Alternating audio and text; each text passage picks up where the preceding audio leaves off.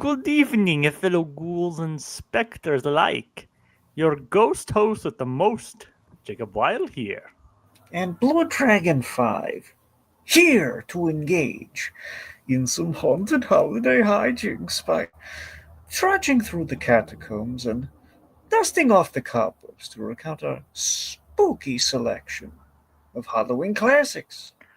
So light the jack-o'-lanterns, suit up, and grab the candy dish as we revive and recount tonight's spooky selection. Dexter's Laboratory, Filet of Soul. I'm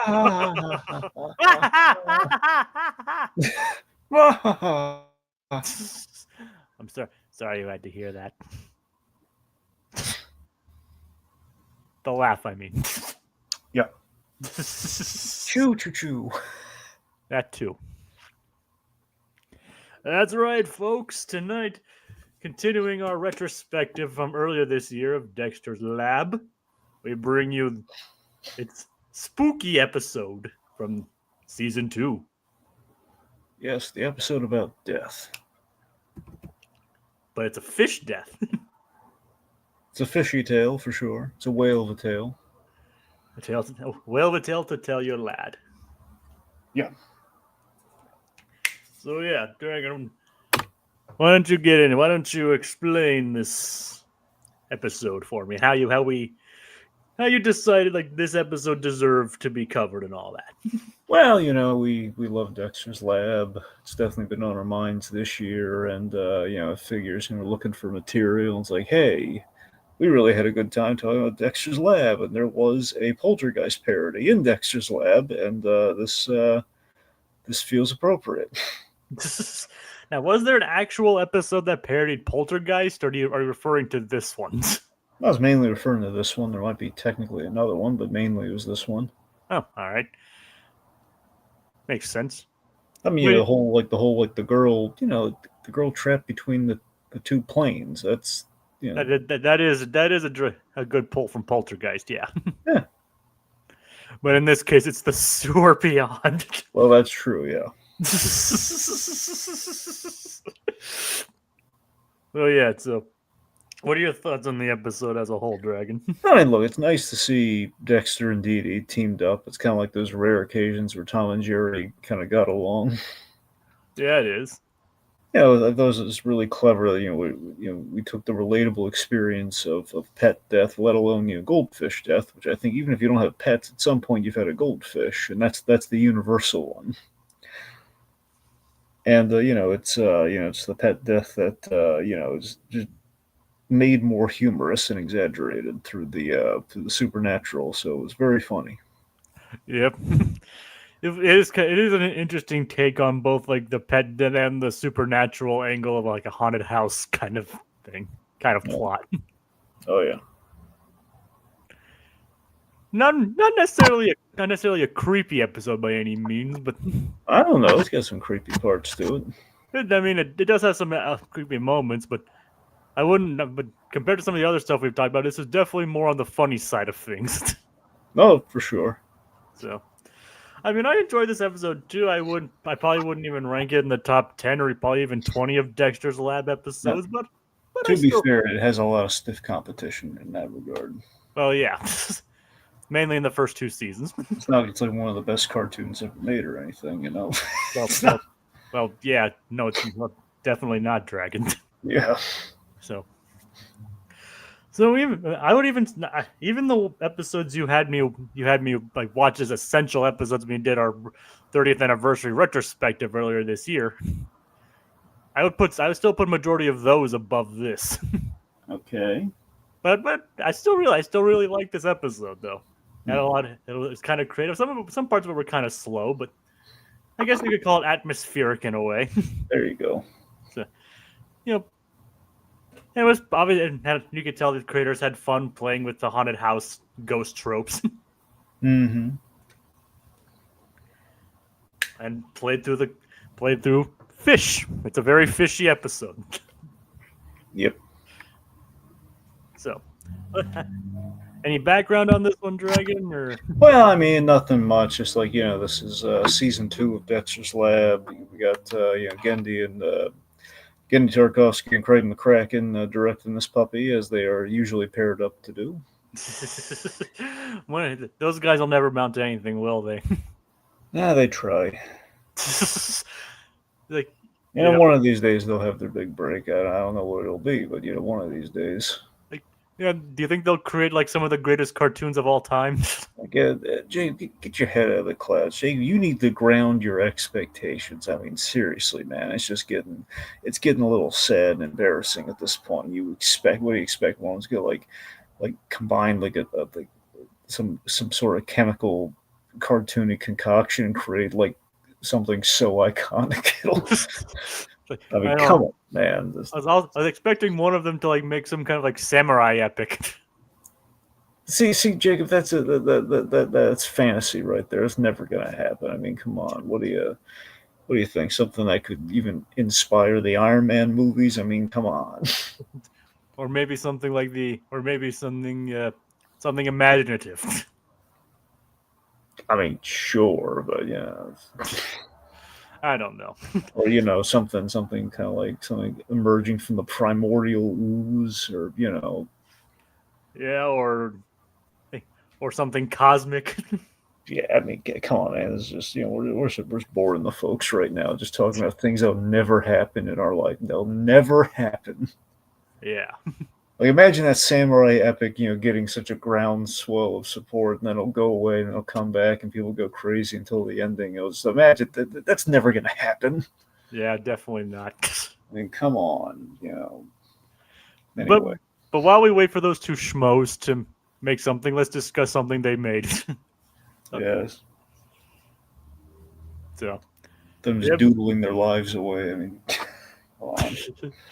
All right, so the episode begins with Dexter and Dee Dee playing with their pet fish, Fishy. Yes. Oh, by the way, here's something, the subtle detail. Yeah. We had a moving title card, and of course, whenever you have a moving title card, it's always something a little creepy, but also unique. Always the go-to for me when I think of the power of the moving title card. Laughing Fish for Batman the Animated Series. I don't remember the title card for that one. Think about this: if memory serves, two, if not, I want to say maybe the only two, if not, well, yeah, actually, this is my favorite episode. It's like I want to say maybe three. Maybe the 3 episodes Batman the Animated Series that had the moving title card. You had Heart of Ice because it was snowing. You had Laughing Fish, in which the sign was moving. And then you had, Demon's Quest. I mean, I forget what we did in part 2, but part 1, Demon's Quest, which is my favorite part. We just kind of threw it up while we're in the Batcave. It wasn't even a title card. It was just like, kind of text. Yeah.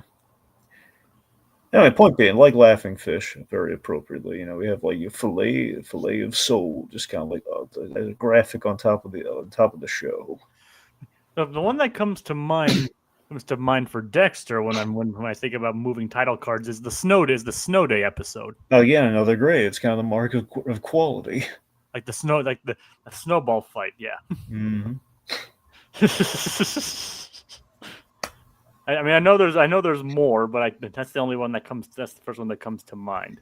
Anyway, so you got a pet fish. The fish can do tricks. He's doing loop-de-loops. Play dead. Yeah, he can play dead really well. That's going to be important. And he can do math homework. He can drive a car, do magic.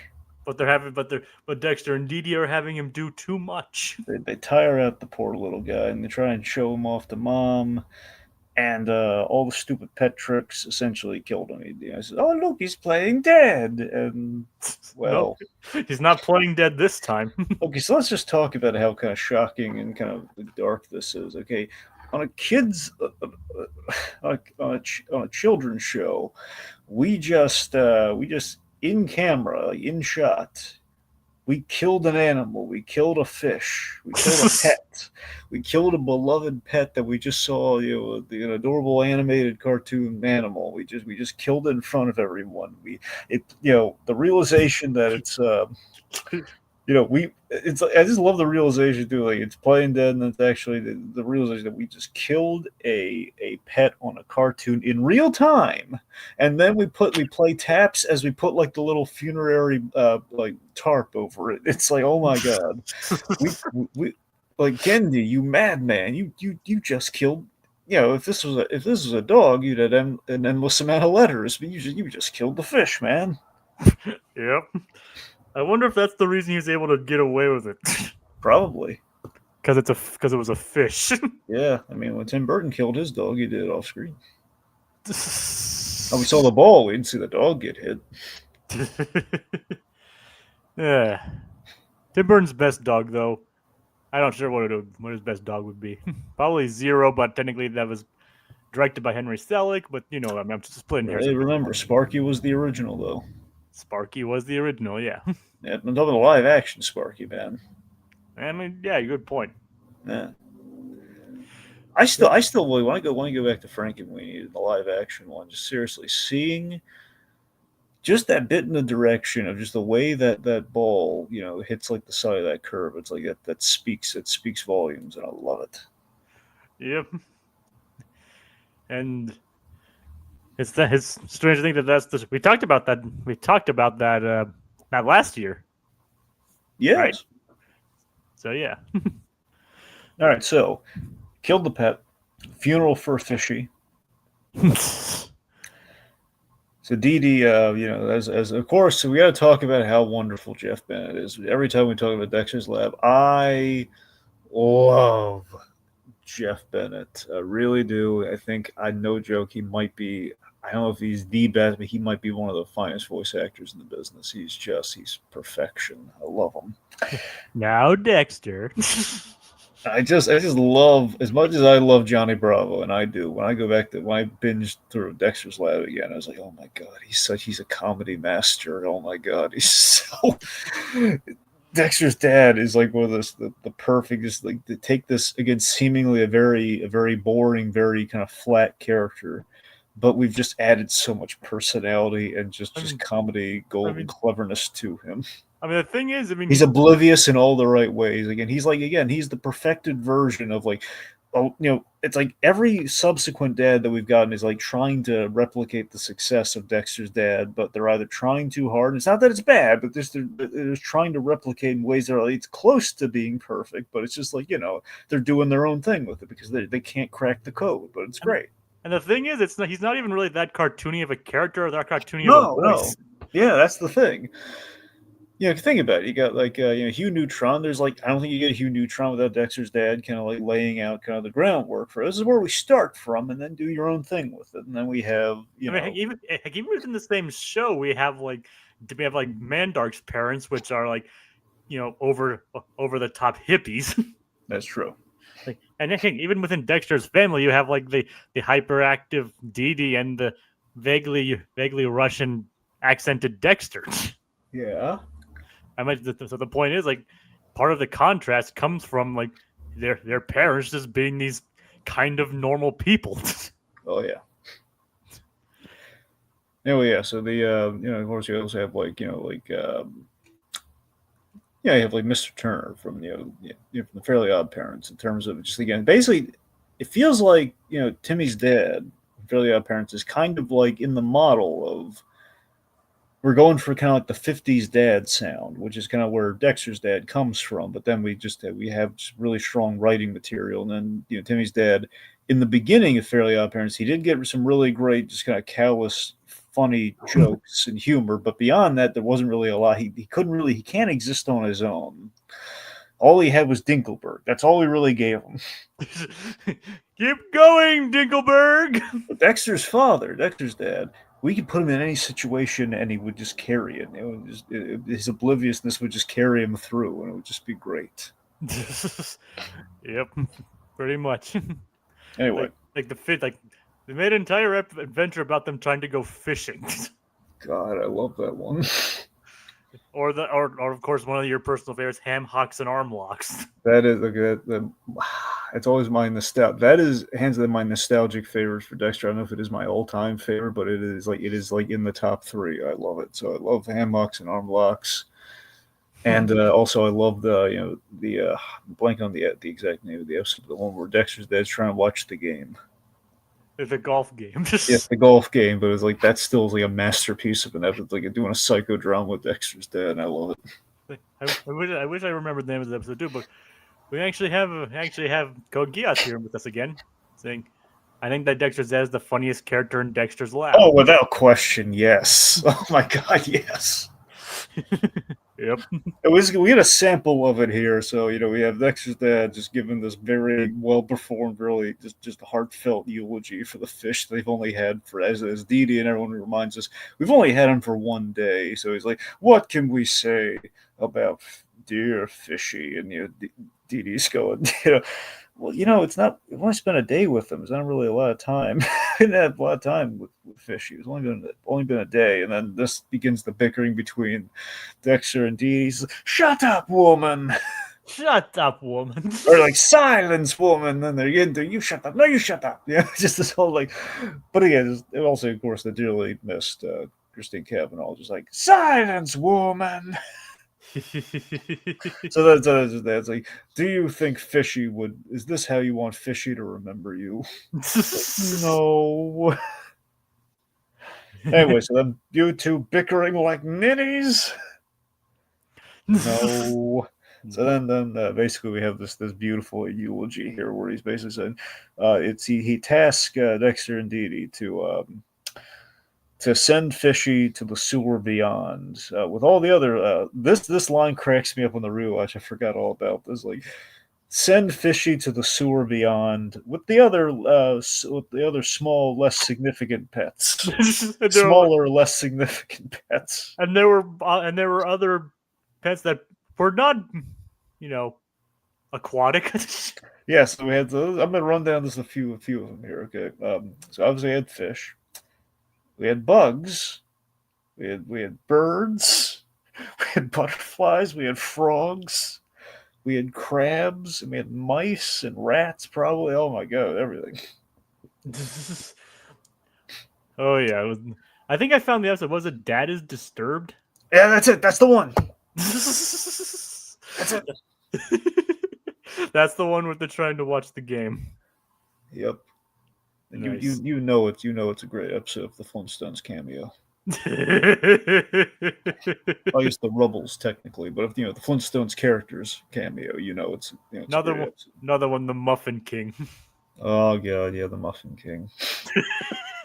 All right, enough Dexter's dad. The snowball one though, I mean, that's the all time. That's an old timer. Yeah, that is.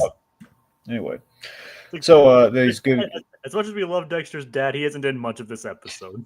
No, but he makes the most of the screen time. But again, he's giving this this is why I love Jeff Bennett. Where it is this, it's kind of it goes into a ridiculous, exaggerated kind of place. But I just love that it starts in like you can kind of play it straight and still be kind of moved by it. Where he's just taking it so this the commitment to the bit. Where he's like, he's explaining death to his children. Like Dee Dee, you can tell he's getting more emotionally affected by it than the kids are, which is just funny. Where he's trying to explain death, and he's just like, "Run out of batteries." That's a nice way to put it, Dee Dee. And I gotta be honest, I felt that line, man. The whole he's genuinely, it is a really nice, like, it's a nice way of putting it. It is kind of a childlike spin on death. Like, yeah, run out of batteries. Yeah, it does make sense. Yep. So again, we should all think about the things that Fishy will be able to do in the afterlife, essentially. So there's then the sewer beyond. So we have, we see all of their own personal interest reflected with the fish. So we see the Fishy golfing, Fishy cooking dinner, Fishy dancing like a ballerina, and Fishy doing homework with glasses. So it's all this is what they're imagining the afterlife to be. Dexter's dream afterlife is doing math. Yep. Dexter's got problems. Well, he's doing probably just more. It's probably just science, doing science. Yeah. I couldn't say science. It says it's math. I mean, math is a big part of science. I know. As much as I'm not good at math, as much as I'm not really that great at math. Yeah. Anyway, okay, like I said, so I just love Jeff Bennett as Dexter's dad, just weeping. I can't face myself, and he's breaking up into tears as he leaves. And yet he's leaving it for his kids to do. Yep. Now, so Dexter's mom, of course, along for Cat Susie. Yep, just as wonderful. Oh yeah, just to get another Hall of Famer. I love that we see those episodes of Dexter. We really saw there was this. I can't remember which. I don't know if it was in the Muffin episode or not. It might have been. I'm pretty sure it was, where we saw this bit that basically epitomized where Dexter and Dee Dee got the personality traits from. We saw, Dexter's mom meticulously makes the perfect muffin. And all throughout this, like Dexter's dad is just like pestering her and like pushing the buttons and getting in the way and like how many times I told you to stay in my kitchen? Like the get out of my laboratory, gay. I think that kind of is. I think that might actually be Muffin King. No, that's what I'm saying. It's in the Muffin King episodes. We have that, and then we have the whole bit where like, at last, my creation. So we see. Okay, Dexter absolutely is his mother, and Dee Dee basically is the more hyperactive version of Dad. and of course, the ending of that big like he was in on the squirrels all along. All right, yeah, he made a deal with the squirrels. All right, but. So Okay, he's like, so what do we do with the fish? Simple. Flush him. Yep. So this I love. This is where Gendy just he just gets childhood right here. It's just that the first time we've ever had that pet fish that has passed away. It's the psychotic truth of life. Of like the kids are asking, well, what do we do with the body? Flush him. Say slow motion, traumatizingly. Where it's the idea like, oh god. Beloved pet, you're just gonna flush down the toilet. Yep, pretty much. It's like God, and it's the whole thing too. I've been in Dexter and Dee's position where honestly I kind of side with Dee Dee, where I think we buried fish. Where it's a thing where you just can't. It's like, oh my God, how do you? It's just psychotic. How do you do that? It's like, what do you do with a loved one? Just flush them down the toilet. Yep.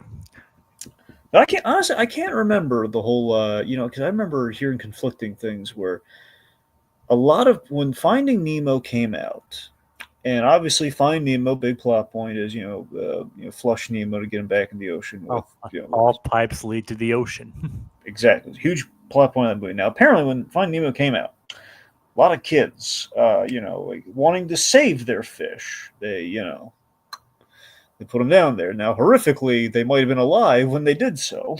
Oh, God. Were probably alive when they did so, frankly.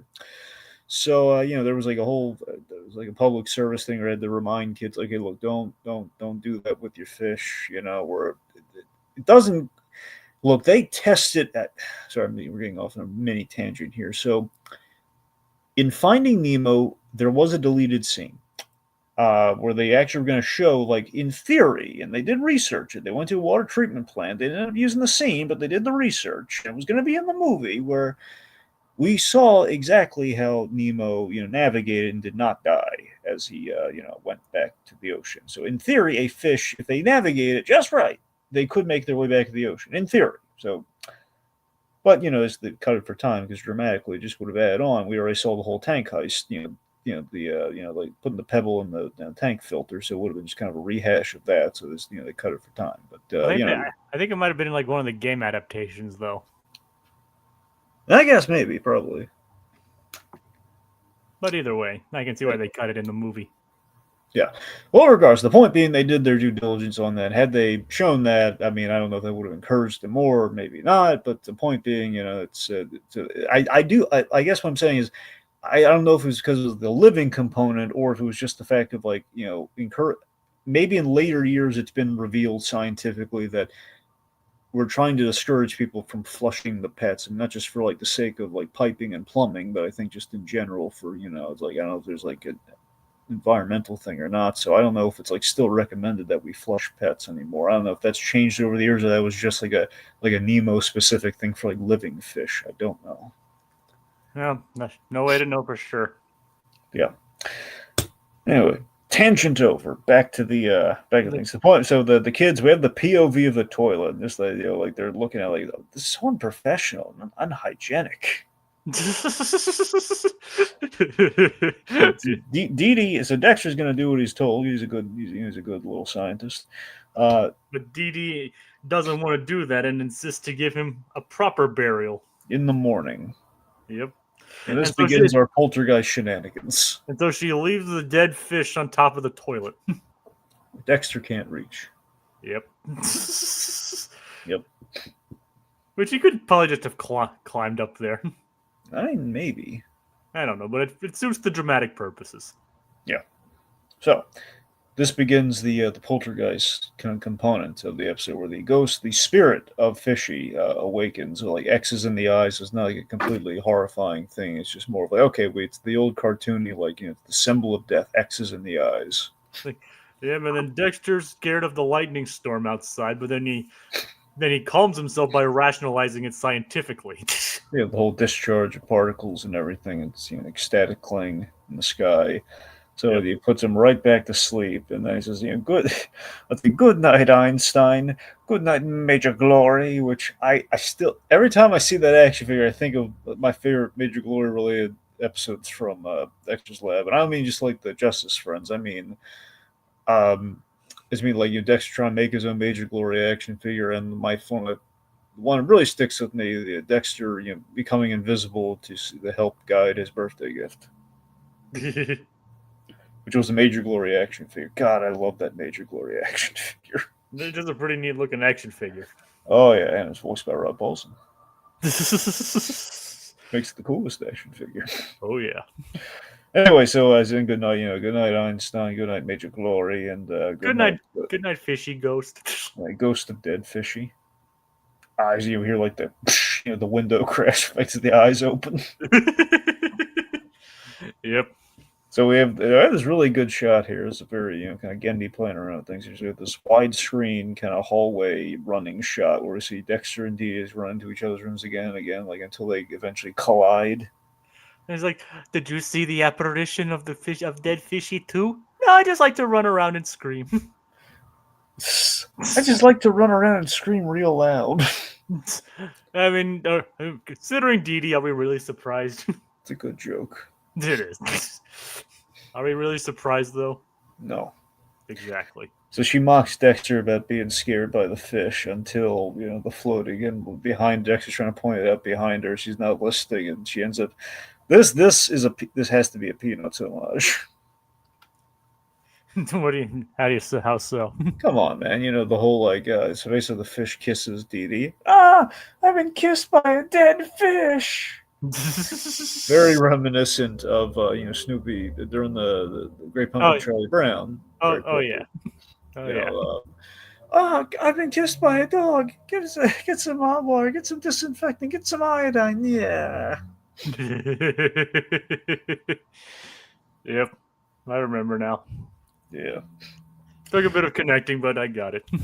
So, Dexter and Dee Dee, they go to suit up to dispatch with the Spectre. So, we see how they both go about this. So, Dee Dee, she's basically going fishing and making a little sheet ghost costume. Meanwhile, Dexter, this is what I live for, is where Tarkovsky has my number, man. It's like, yes, we have a wall full of very, Batman 66-esque gadgets every time we do, like, the Dexter arming up or suiting up. So we have, like, this wall of Ghostbusters-esque gear on the wall. We have the ghost capture unit and everything. He's basically wearing, like, kind of the... It's basically Poltergeist crossed with Ghostbusters. Which is, just saying that to me is like, okay, that's the crossover I've always wanted to see. That would have made me watch Poltergeist as a kid. That's yes. Can you imagine that kind of crossover in reality? That would be, like, the coolest thing ever. Poltergeist, but with Ghostbusters. It would be a lot. It'd probably be a lot cooler than what we ended up getting with the Ghostbusters crossing over with Casper. Probably. Nothing against that. It's just literally we didn't have the full team. Ergo, we couldn't capture the uncles. It's like you guys are on your own. You better. Who are you gonna call? Somebody else. Yeah, that must have been before they took down Gozer. No, that's the Jacob. The problem is I you. I meant in universe. No, in universe it's after. Really? Yeah, so okay, one like apparently Ivan Reitman said that is canon. So the Casper things happen between movies, I guess. Huh. The problem, well, it's not a problem. Just the thing is, you're probably wondering how the heck did we have a Ghostbuster in that movie, and Casper's uncles did not get captured, or the house did not get expunged with the ghosts. Well, think about it. Ray Stantz went alone, okay, and it was like three ghosts, three crafty ghosts versus one Ray Stantz. Okay, has everyone else been there? Different story. That's all I'm saying. All right. I guess that makes sense. Okay. All right. So, but still. as Dexter is armed essentially with the ghost trap kind of combined with the proton pack, which is a really cool idea. It is. And then we see him just like slowly just like walking down the hallway. Of course, he doesn't see the fish in the picture as he's walking by. With a few misfires where he's like zapping things. Even like zapping the picture frame. Yep. Even accidentally zaps Dee Dee once he sees her in the sheet. Well, he almost zaps her. He's dodging it like the Dickens. Yep. It's like, why are you wearing that costume? So she's wearing a sheet ghost outfit, which in hindsight was a really bad idea. Why? There's no good reason she's wearing the sheet ghost outfit. Other than to screw with Dexter. Pretty much, which would have gotten her killed. Pretty much, yeah. So they team up to find Fishy. Mm-hmm. And they use bait. Yep, so they can use Dee Dee's fishing line and some bait, and that bait is gummy worms. Not just gummy worms. What kind of gummy worms were they? Yummy gummy worms. Yummy gummy worms. That's what they're called. I've never really had gummy worms. Are they good? I don't know. You've never had them either? I don't like gummy candy. Fair enough. I don't really go for them either unless they're like I don't really go for like chewy candy either. If that makes sense. But either way, so yeah, but the fish does like yummy gummy worms. The fish likes the worms, takes the bait, and chowing down on the worms. Well, it is dead, so it's not like it's gonna affect it too much. Yeah, so we catch it in a little net, and then Dexter sucks it in the trap. Yep. Crisis averted. Episode over. Yep, Dee Dee eats all the worms, all the gummy worms, and she goes to brush her teeth, and Dexter's going to get some sleep. So then we get into our very Poltergeist-inspired third act. Yep, you think the episode would be over at that point. We go where all horrific things happen. The bathroom. So Dee Dee is brushing her teeth, and we see the toilet. A strange, eerie glow comes out of the toilet. Someone didn't flush. That's one of the strangest sentences I've ever said in my life. Yes, something horrific, something ethereal emerges from the toilet. I've heard of and those reminder, all of this is happening because someone didn't flush. I've heard of bathroom humor, but this is bathroom horror. Yes. All right. Almost as scary as super toilet. So much clogging. Oh God. Super toilet. Super toilet would have solved this problem. That was a super toilet's origin story. Yeah. Oh yeah. Super toilet's actually like Doctor Strange. How so? No, I'm saying like maybe it was more magical than it was like supercharged. Basically, that's the thing. Doctor Strange. The bathroom in the Sanctum Sanctorum. That's super toilet. I looked up super toilet. Oh, Jacob, I hope you had like a safe filter or something when you look that up. What I'm saying is like I'm finding toilets on like smart. I'm finding like smart toilets that are like Like several bidets. $1,000s. Yeah, like the Japanese toilets and the bidets and stuff. No, not that. Just like American brand ones. Well, yeah, but does it have like buttons and stuff? It's a smart toilet, right? Well, not on the actual bowl. Doesn't look like it. There's just no knob. Okay. It doesn't make any. I don't know, Dragon. I'm just gonna get away from that. Okay. But as you were saying, Anyway. So, we have like this with the stylistic kind of touches we love, again, D4 here. We have like the slow motion drop of the toilet brush. Of the toothbrush from the toilet. yep.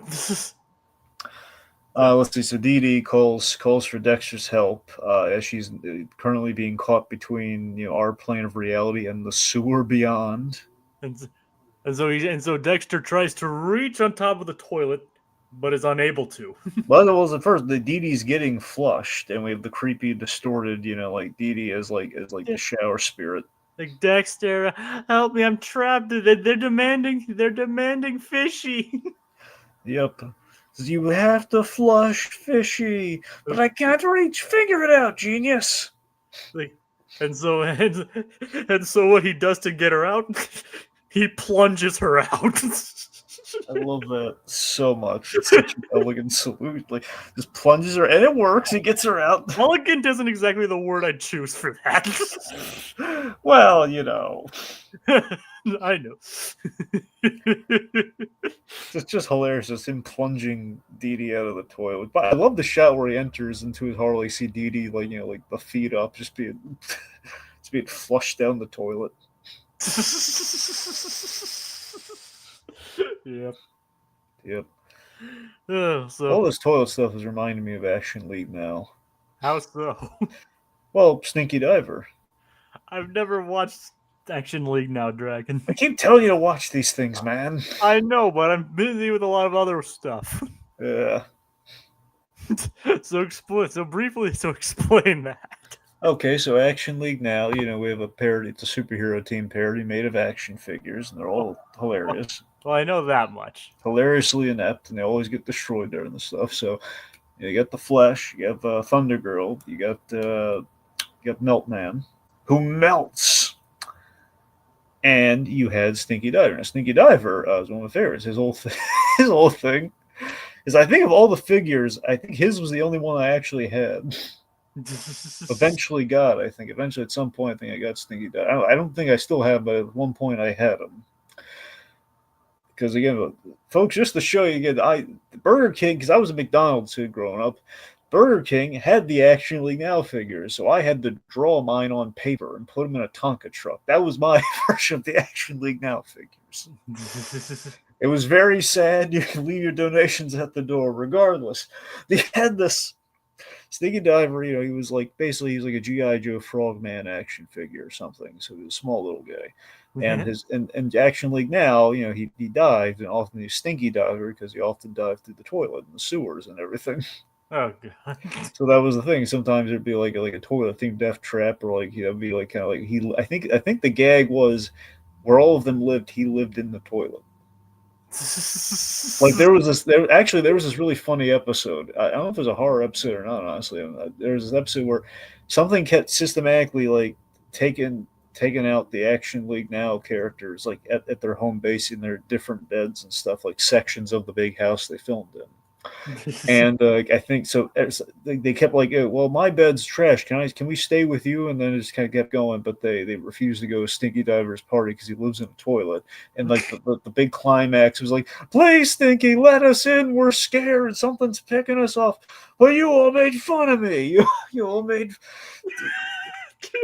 fun of you. Said you didn't want to just go to my house. Like, oh, please.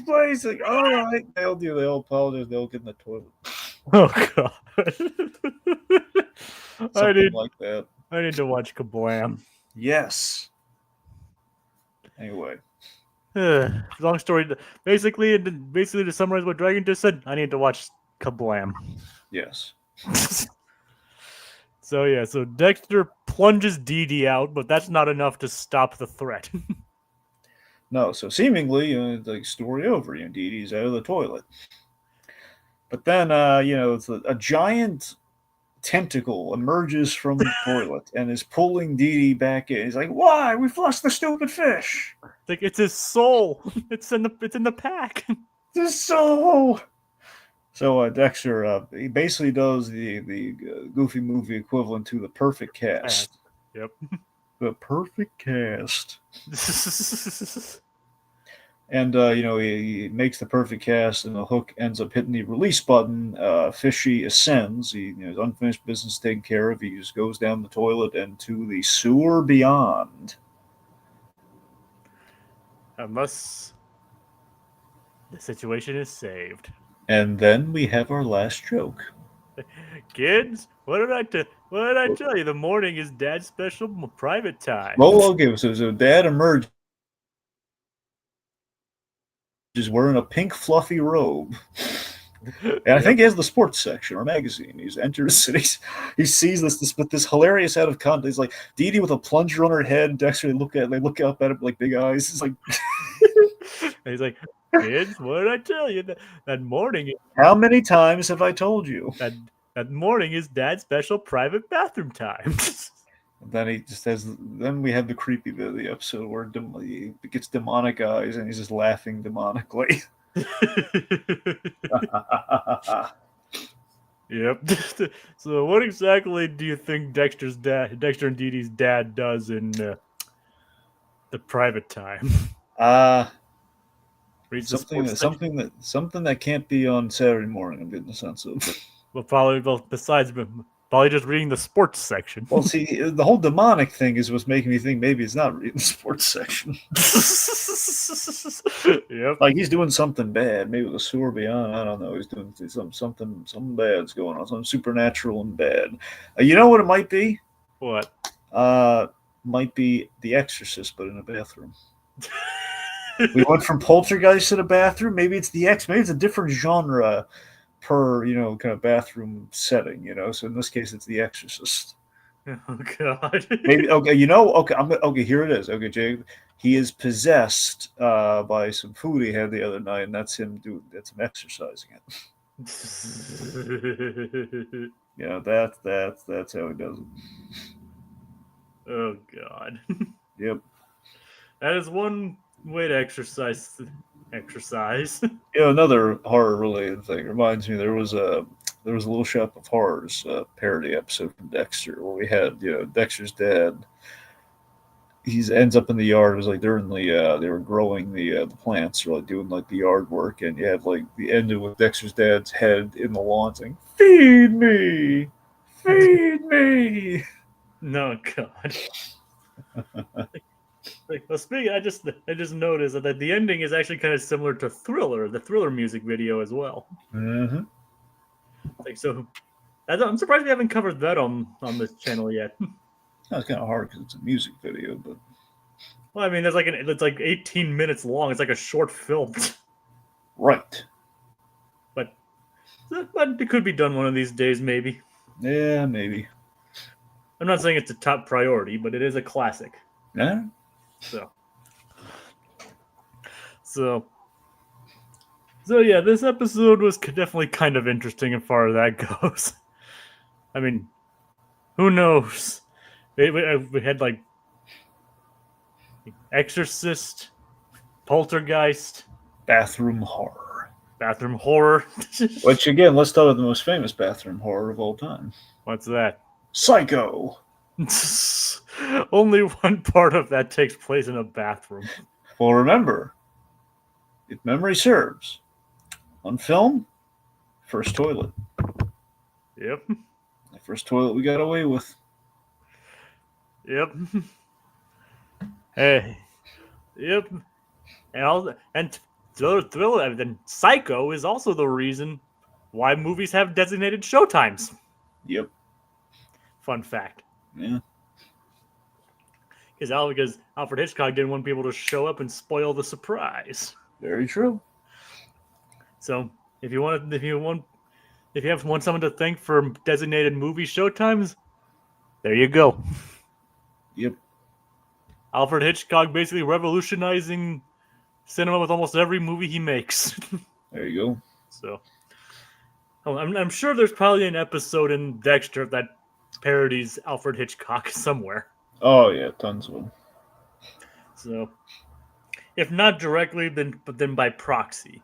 I remember we have like a direct like Psycho reference in Dexter too, where like we have it's black and white, and we have like Dexter's dad, in the shower, and mom comes in basically with her new gloves, I think, and like she's like has like the scrubbing brush, she's like duh, duh, duh. He's just, she's like scrubbing his back. Yeah, there it is. Yep. So that was the Mother's Day episode too.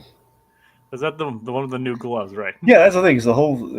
Here's the thing. They did that because that whole episode is like a Hitchcock style psychodrama with the obsessive compulsive germaphobe. That was the whole.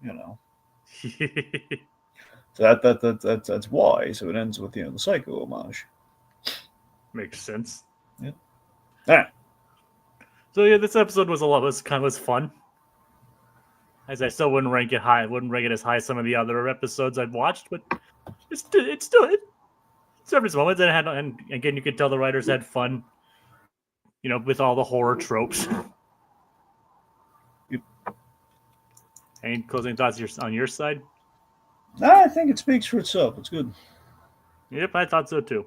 So, let's address some of the remaining comments that we didn't get to earlier. It's like Little Blue asked, "What do you say on Eddie Deazen's character? Mandark," which Kogia says that Mandark can be pretty funny in small doses most of the time.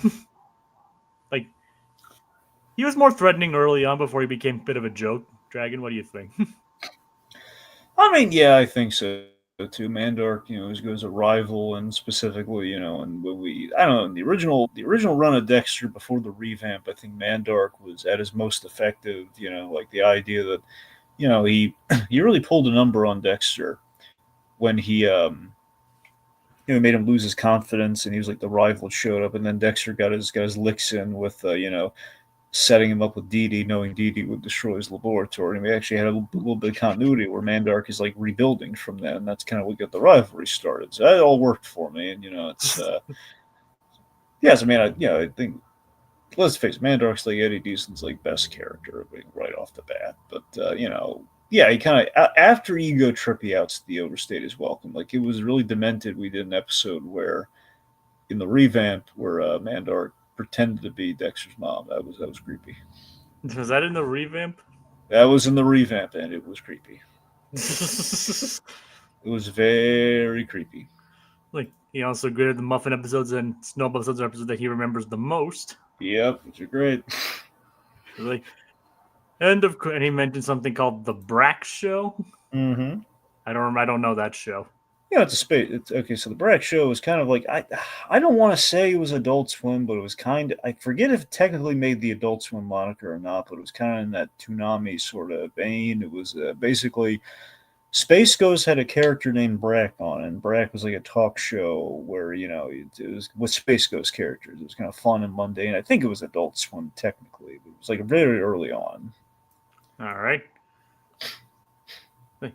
And of course, Hunter Iggy says, "Don't forget Dad's trophy." Okay. First of all, Dad's trophy that everyone always it's a misnomer. Okay, it's the neighbor, not here, not Dexter and Dexter's mom and dad. Well, that's okay. So Dad's.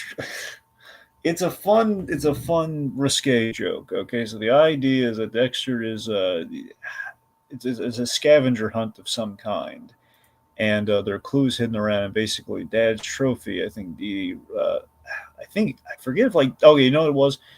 Dee Dee hid like something Dexter needs for his experiment, like a power battery or something. It was a chemical or power battery that he needs for his experiment. Dee Dee hid it scavenger hunt style.